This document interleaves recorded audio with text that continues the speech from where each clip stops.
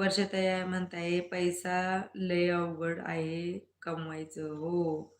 वर्षाताई तुम्ही म्हणताय ना ते एकदम बरोबर आहे. कारण की पैसा सोपं कमवायचा नाही आणि त्यातल्या त्यात आपल्या बाळांना सांभाळून करायचं म्हणा ना, लय अवघड आहे. आता मला माहीत आहे, मला कामं करायची असतात, तर मग आरूला घेता पण येत नाही. अख्खं माझे आरूचं बालपण असंच गेलं कामामध्ये. कंटिन्यू काही ना काही, काही ना काही. आराध्या झाली 6व्या महिन्याची पण नसेल, तर फटाक्यांचं स्टॉल आलं. तिथून पुढं पुन्हा दुकानांचं बघणं आलं.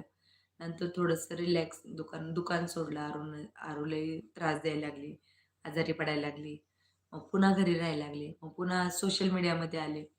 आरूचं चॅनल तयार केलं. मग आरूसाठी मग लाईव्ह स्ट्रीम चालू केली नंतर. मग लाईव्हचं झालं, मग लाईव्हचा नाद लागला. त्यानंतर पुन्हा आली दिवाळी. दिवाळीत पुन्हा सगळं व्यवस्थित झालं. सगळं दिवाळीचं निरापिरा केला. त्याच्यानंतर पुन्हा थोडंसं काढावं लागलं फटाक्यांचं स्टॉल. त्याच्यामध्ये फटाका फसला वगैरे सगळं झालं. तिथून पुढं पुन्हा मग एक, एक, एक, एक, एक, एक म्हणजे म्हणतात ना व्याप नुसता वाढत गेला. परंतु म्हणतात ना जीवन असंच असतं असं समजून जायचं. परंतु माझ्या आराध्याला लई काम म्हणजे नाही का, इतकं तिच्या लाईफमध्ये तिला असं कष्ट आलंय, की जेणेकरून चांगले दिवस असताना हातात तोंडामध्ये 5 बोटं घालायच्या टायमाला कुणीतरी असे ओढून घेतल्यागत केले कामं.